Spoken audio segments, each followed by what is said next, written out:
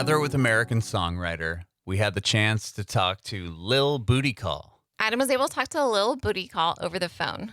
Lilbootycall told us about growing up in San Antonio, his stepdad making him take a money management class before giving him a laptop to make music on, and how that led to him getting fired from Lowe's when his music career started to take off.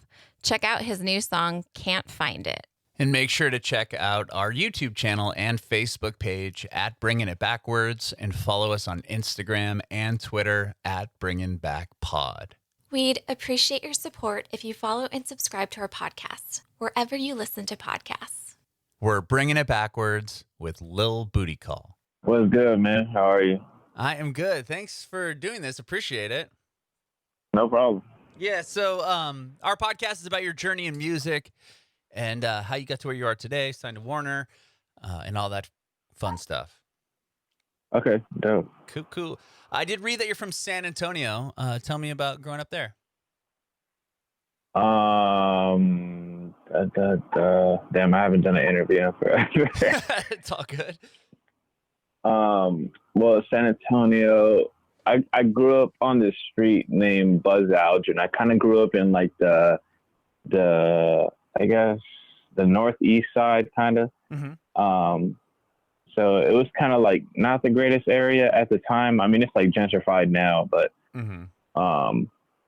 you know, I was living over there, and there wasn't much stuff around there. I think the only thing that was around it, because you know how like some neighborhoods have like, you know, strip malls, and they got like grocery stores next to it. Mine only had a gas station. So it was like one of those, like out of the nowhere. Like, so I don't know. It was pretty cool for me. So like my life was like surrounded by music, because that's all that really had. Like, it was just me going out and playing in like the yard, or like me hanging around friends. Mm-hmm. We just riding like bikes and stuff like that, and scooters, and just listening to music, because that's all it really was.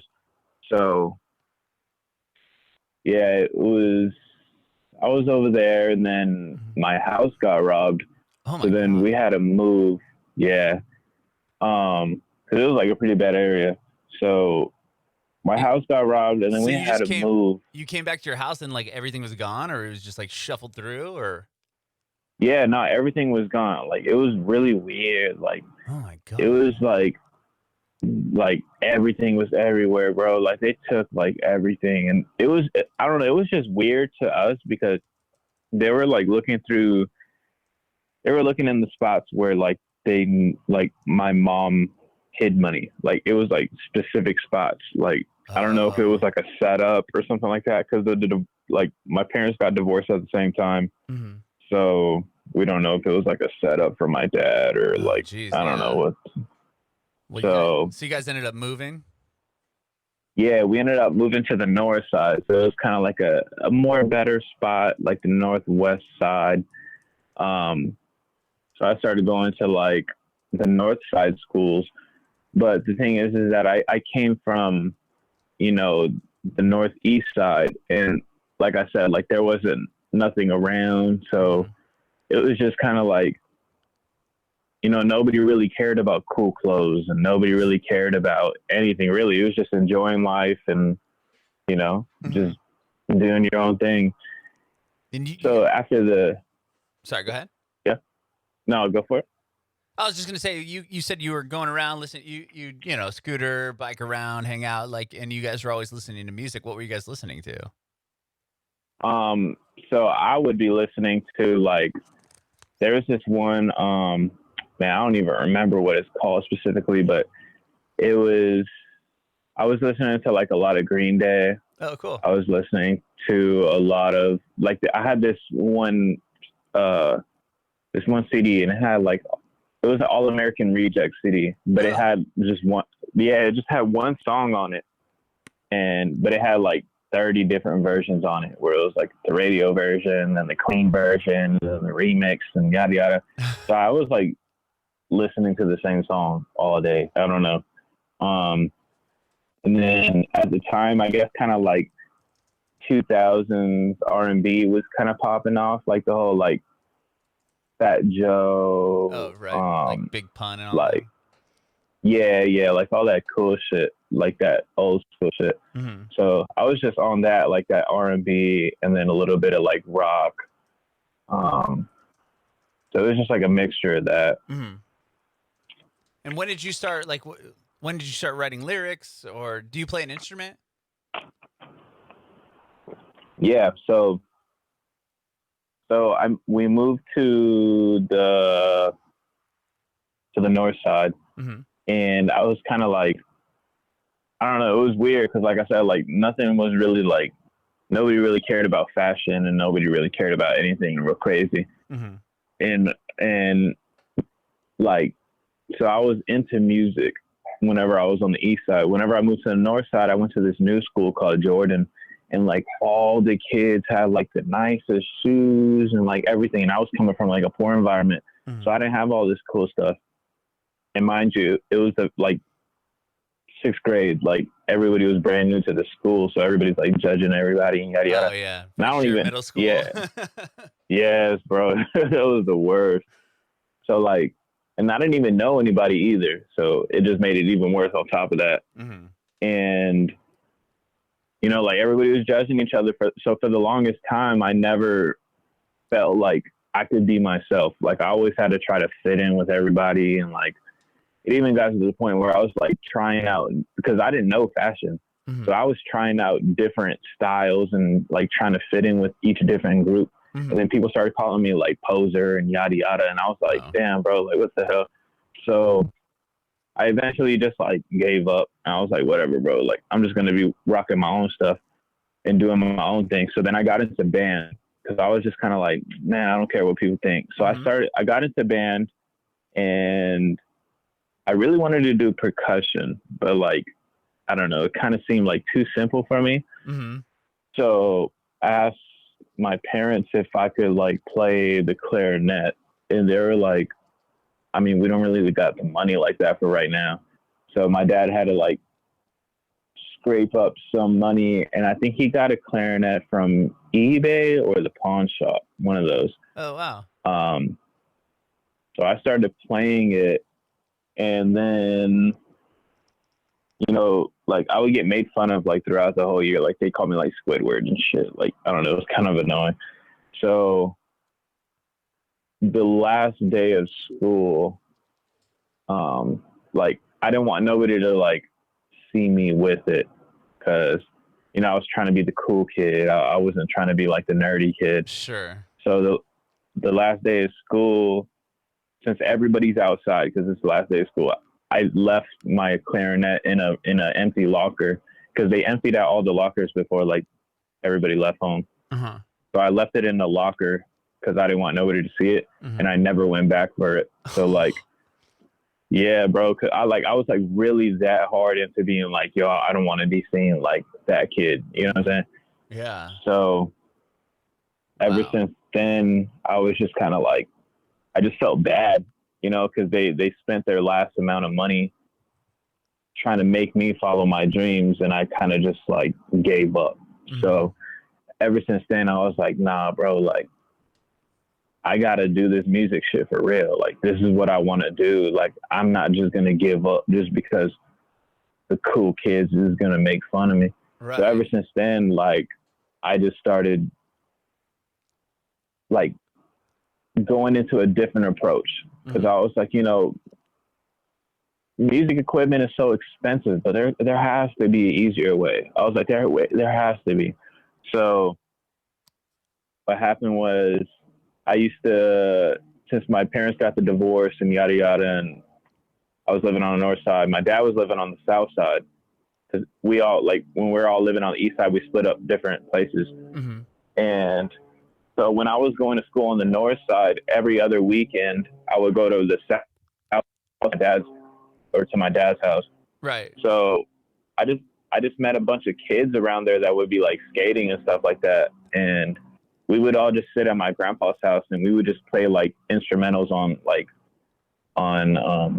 YouTube, Uh-huh. and we would just get like super high and like smoke a lot of weed and just like freestyle. Oh, cool. So yeah. So then after that, we just like kept on freestyling every single time. And then one day they were like, "Yo, bro, like you're really good. Like you should like record."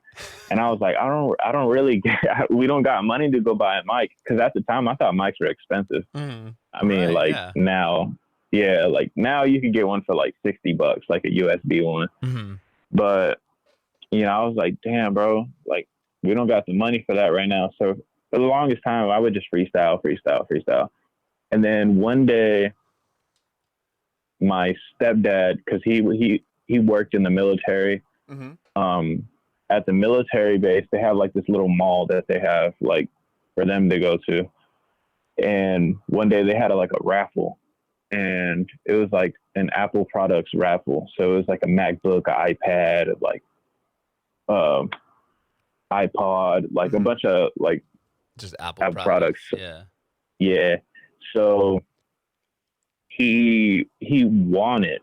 And one day he was like, "Yo, bro, like I'll give you this MacBook if you take this money management class." And I was like, I mean, what money management class? And he said, "It's this Dave Ramsey money management class." Oh, interesting. And I was like, yeah. And I was like, okay, sure. So I took it, and then he gave me the MacBook. Or he tested me, and then he gave me the MacBook. And then, because GarageBand is on MacBook.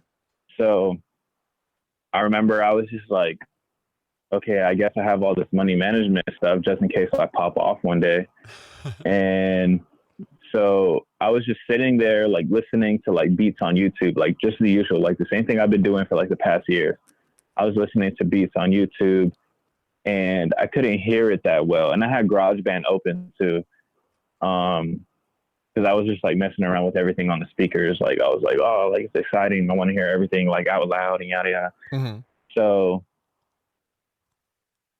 I was on YouTube listening to beats, and I couldn't hear the beats really well. Like I wanted to hear them like all around 360. So I plugged in the headphones, and then something popped up on the computer, and I was like, fuck it, I guess I'll just click yes. Like I don't even know what this means. And then I could hear myself breathing, and I was like, oh shit, I could record like this. Like if I can hear myself breathing, I started talking, and I was like, oh bro, like I could legit just record in this and then just like release music now. So I found this one beat, and it was like the Sailor Moon beat, which is like one of my biggest songs like right now. Yeah. And I just downloaded it, like YouTube to MP3, downloaded it, put it in GarageBand, and then just recorded it off of my Apple headphones. And then I released it, and then boom, it's history. And then so that recording, and then like on Spotify and everything, is that the original recording? Yeah, it's off of GarageBand.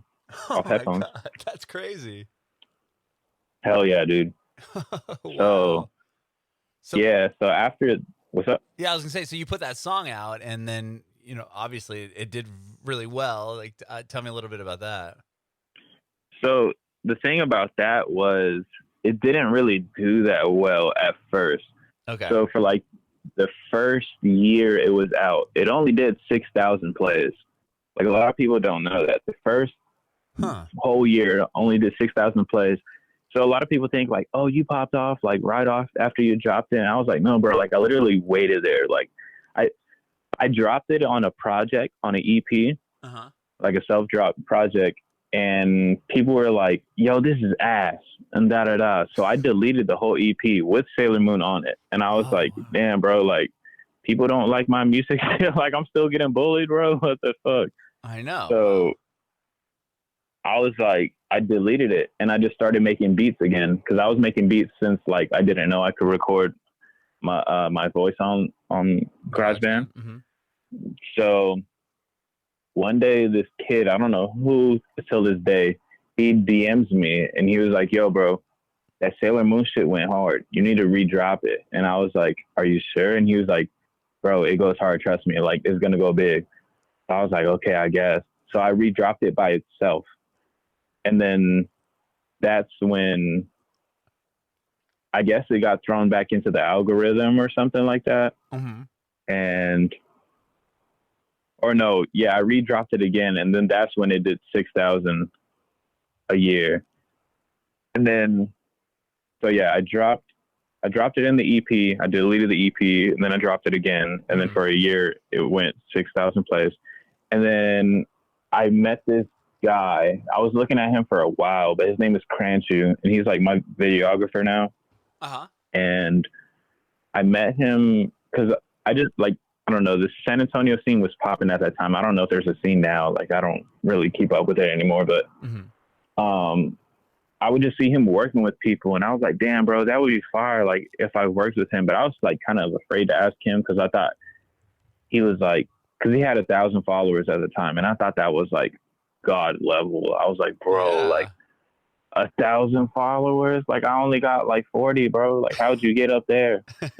So yeah, I eventually hit him up, and he was like, yeah, bro, like, I've seen you before, like, yada yada, let's work. So I told him I have this song called Sailor Moon, and we just went to, I think, Hobby Lobby. We got like a yellow backdrop, like a paper backdrop, and he had a pink one at home. And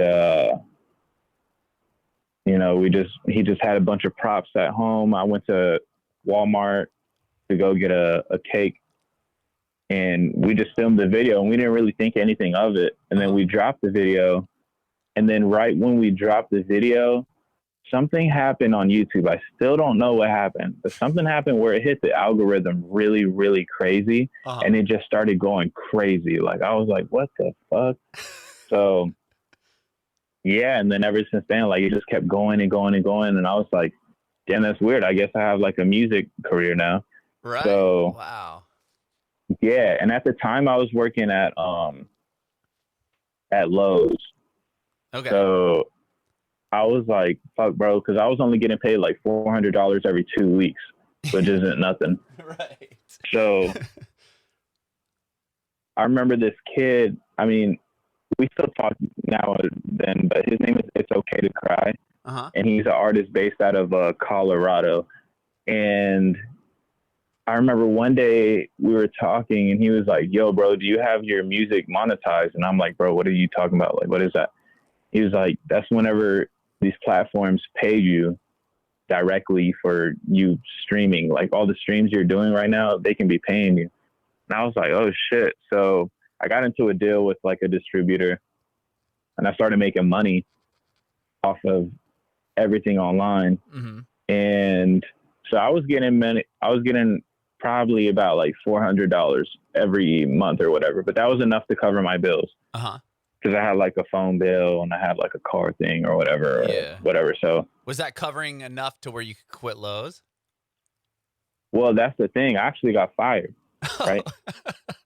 Yeah, bro. It was so crazy because like once the music stuff started popping off, I just started caring less about work, because I was like, okay, this is turning into my work. I don't need to work anymore. You know what I'm saying? I was like, I'm making money over here. Why am I busting my ass for this company that don't care about me? So I was like, whatever. So I eventually got fired for not showing up to work. Like my absences, and they brought me into the office. They were like, you know, we're going to have to let you go. And I was like, okay. And they're like, you're not going to fight for you to like stay here. And I was like, no. And they were like, okay, I guess. Cause I don't know, like the management I had at the time, they kind of made it seem like, oh, I needed this job and da, da, da, and this and that. And I was like, but they didn't know about the music stuff. So I was like, nah, I don't really need this job, bro. Like, I'm good without y'all. Like, whatever. I'm out. So yeah, they were all confused. So at the time, I was living with my mom, and they didn't know I got fired. So I think for about 4 months, I would literally wake up every day, the same times I was going to work. Like, I think it was like 4 p.m. to 9 p.m. I would literally just leave the house and go do something. I don't know, like what? Yeah, bro. Like, I was trying to like, yeah. So, and she eventually catched on this one day, because I used to unload the trucks, like the 18-wheelers at Lowe's. So I would always go in like pants and like a shitty shirt to get dirty. And one day I walked out with like a nice shirt and some shorts. And she's like, "You're wearing that to work?" And I was like, "Yeah, I mean, like, I just want to switch it up." And she just kind of gave me this weird look, like, "Bro, you know you're not going to work." And I was like, I came home and she was like, "Did you go to work?" And I was like, "Yeah." And she was like, "Don't you lie to me. I know you didn't go to work." So then eventually I told her, I was like, "Look, man, like, I got fired 4 months ago. Like, I got fired 4 months ago, but I've been living off of my music money." She was like, "No way, you're fucking with me." I was like, "No, bro, like, I legit have been um living off of my music money and making enough money to pay my bills and have extra money to buy stuff." Because it started off at $400 when I was working at Lowe's, and then it started going up more and more and more, and it started getting into like 1,000.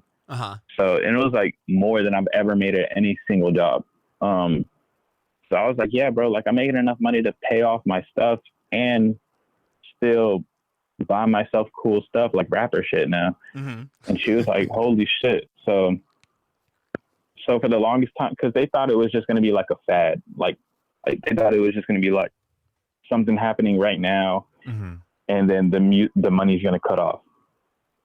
So they kept telling me like, "Yo, go get another job and yada yada. Like, you need to be like secure." And I'm like, "Bro, like a backup plan or whatever." Yeah, and I was like, "Man, fuck that backup plan, bro. Like, I'm gonna go in this shit like balls deep." I'm like, "Man, I'm in this shit." So I was like, "Whatever, bro. I'm just gonna go hard with this music shit." So I never got another, or actually did. Just for them, I tried applying at Burger King, and Burger King actually denied me, which is crazy. Like, why the fuck would Burger King deny anybody? They hire felons. Like, why would I get denied? So I was just like, at least you whatever.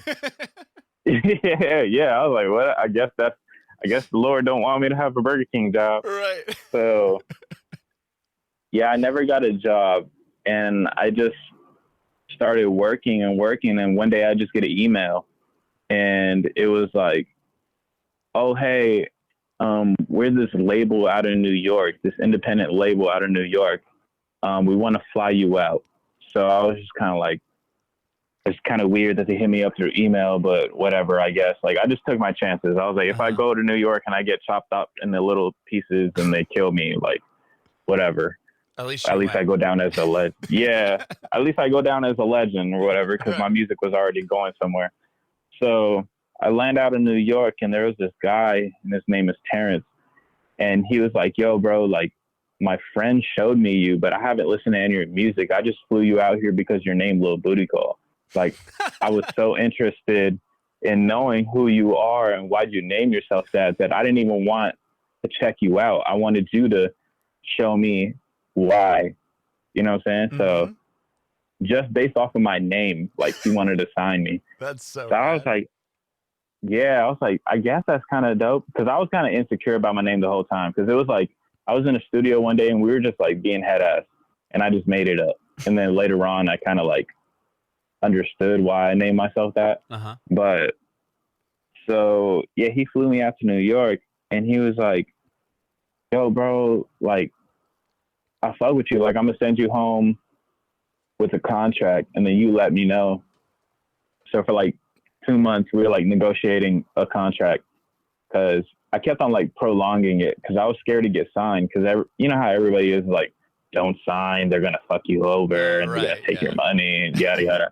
They're gonna take your royalties, and yeah. So what I did was I just negotiated a contract where it was kind of like, that's not really gonna happen, and we're just gonna make music. So he was like, "Fuck it, bro. Like, I'm not even trying to make money off of you." He's like, "I'm just trying to make your dreams come true," type shit. So I was like, "All right, for sure, I guess." Like, everybody says that to everybody, whatever, bro.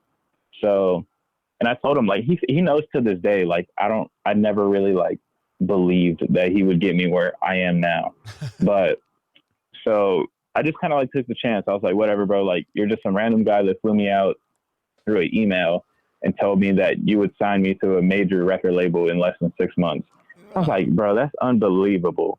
I was like, whatever. So I think 2 months into signing with him as a management deal, the Roxy from LA hits me up, and they were like through email too, and they were like, yo, like, we're really interested in you doing a show. We want you to do a show out here in Los Angeles. Wow. And it was the very first time I've ever been to Los Angeles, or like really out of the city.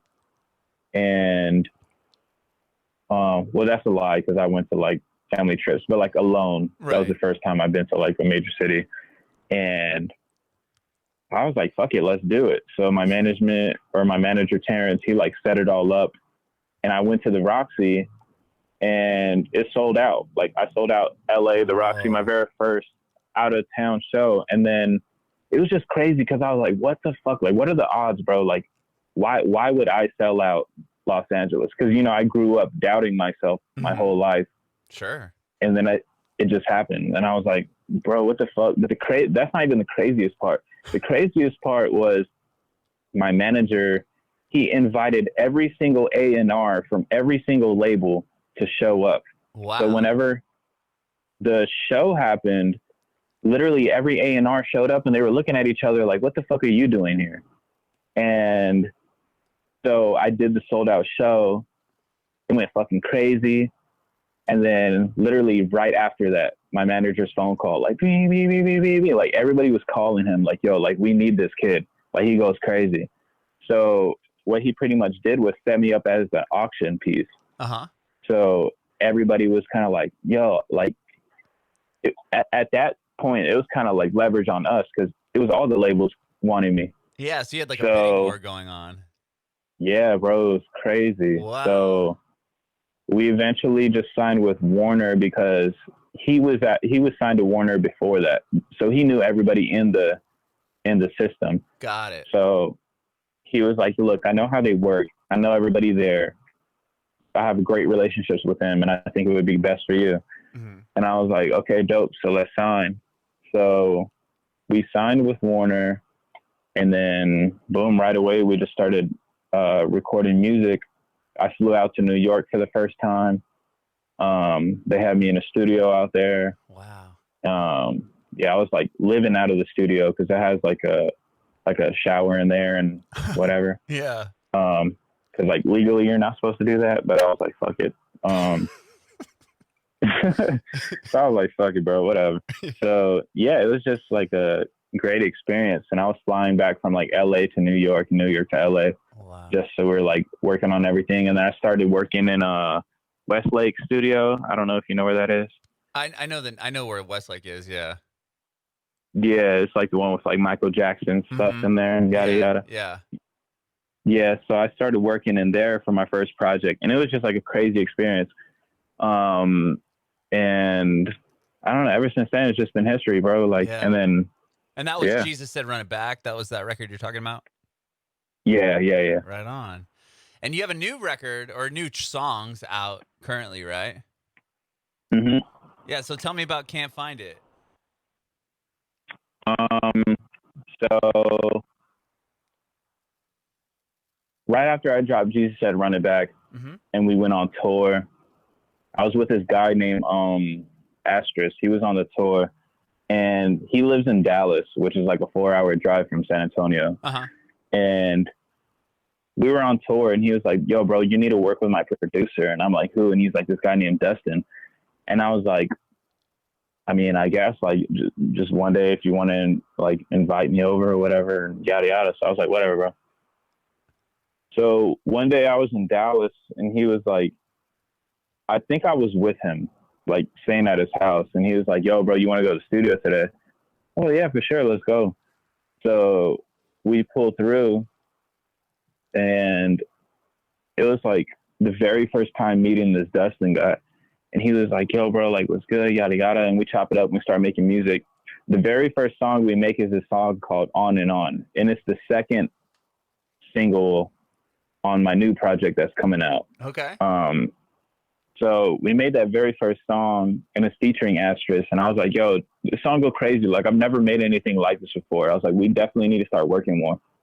So he's like, yeah, bro, for sure. Like, yada, yada. And I was like, oh, I'm really working on a project right now. Like, I don't know if you'd be down to produce the whole thing.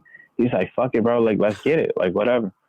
So I eventually started going to his house, like, more. And I just end up staying at his house for like 2 weeks straight, like at Dustin's house, and we're just making music, and that's when we made that Can't Find It song. But it was weird how that one came about, because we were all like drinking Modelo's and eating tacos, and everybody's smoking weed, and like everybody's fucked up, right? Uh-huh. And he grabs the guitar and he's just like starts playing a melody, and I was like, yo, bro, that goes fucking hard. And then he's like, you like that? You want me to record that? And I was like, yeah, bro. So he recorded it, just the guitar part. Mm-hmm. And then I started singing a melody. I didn't have no words. I started singing the melody. And my homie, he starts whistling the melody. And I was like, yo, that would go hard on this. I think you should whistle on it. And he's like, nah, I don't think so. I was like, bro, just whistle on it. Trust me. So then he went and recorded his whistle. And I was like, yo, Dustin, add some drums to it, and I'm going to be writing a verse. So then he did the little drums thing on Pro Tools, mm-hmm. and then I recorded a verse, and then we did the chorus, and then we just listened to the song. We were like, bro, this shit goes hard. What the fuck? So that was the second song that we ever recorded. Wow. And then you ended up using it for the whole project. Yeah, bro. And then, so we just kept making music, and then we just kept working, and then, we got a whole ass project. Wow. That's awesome. So you have your next, is it going to be an EP or a full record? Yeah, it's an EP. It's only 7 songs. Right on. That's exciting. How do you feel about putting it out during this quarantine? Shit. Well, low key, whenever COVID first started, I kind of was scared to put out anything, because I felt like it was going to be like overshadowed by a lot of stuff. Because, it was like the whole COVID thing was going on. Nobody was really giving a fuck about music. The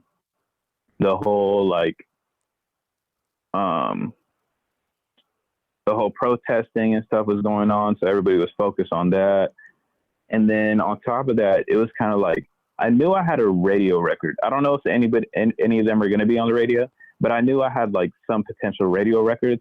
Mm-hmm. So even if they wanted to put it on the radio, it wouldn't really do that well, because nobody's driving around. Everybody's on quarantine, right, and everybody's like staying inside. So I was like, damn, bro, like I really hope it doesn't release, but I kind of wanted it to release because it was such a fire record.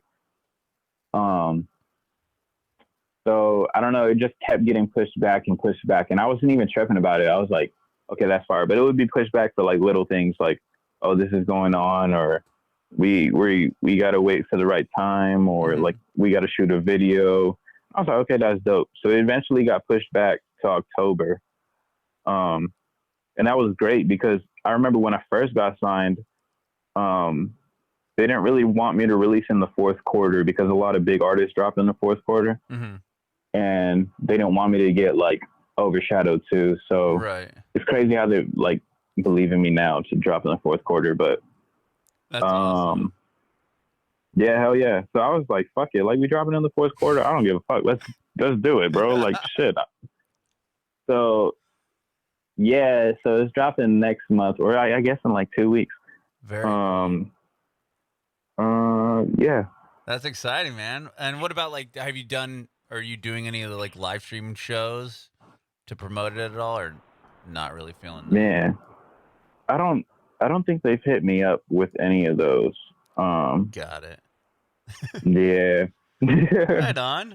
Well, dude, thank you so much for talking with me today. I really appreciate your time. No problem, bro. Thank you for having me. Yeah, I have one more question before I let you go.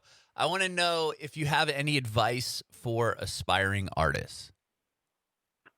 My advice would be, let's see.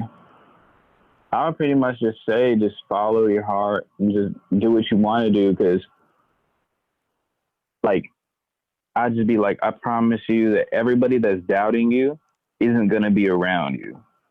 Because eventually the people that are doubting you, their jealousy gets in the way and they leave out of your life.